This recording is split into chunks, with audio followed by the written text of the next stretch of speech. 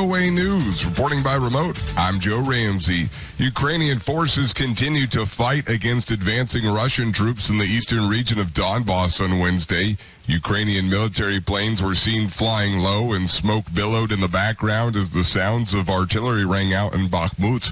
Luhansk region governor said in a telegram post on Wednesday that some Ukrainian troops were fighting with the Russians in the city while others had pulled back. Quote, the evacuation of civilians has been halted. There's no possibility to bring in humanitarian aid, he said.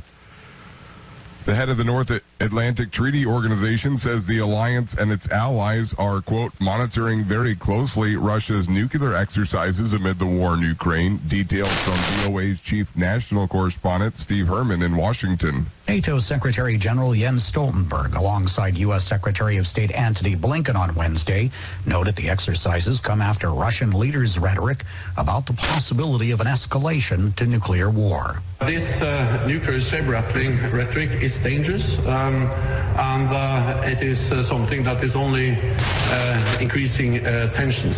The NATO chief, however, says no change. Reporting by remote, I'm Joe Ramsey, VOA News.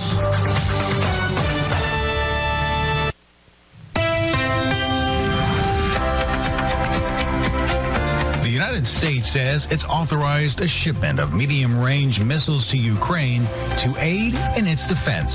So these rocket systems, they can go from anywhere from 85 miles to 185 miles. Let me do the math here. That is about roughly 150 kilometers to 300 kilometers. It comes as Russia secures more of Severodonetsk.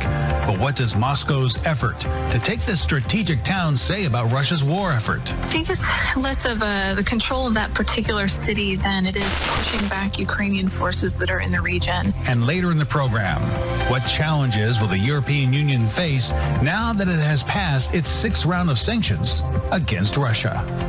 Today is Wednesday, June 1st. From the Voice of America, this is Flashpoint Ukraine.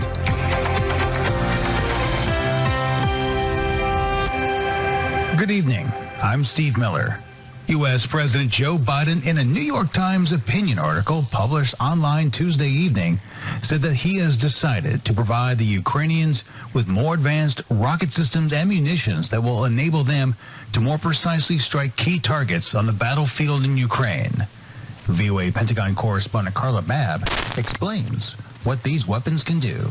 Okay, so in true Pentagon fashion, these can be explained by a lot of acronyms. So I'm going to break these down for you. So the missile system that the president is looking at sending is called the Army Tactical Missile System, known as ATACMS. That's how it's spelled out with the letters.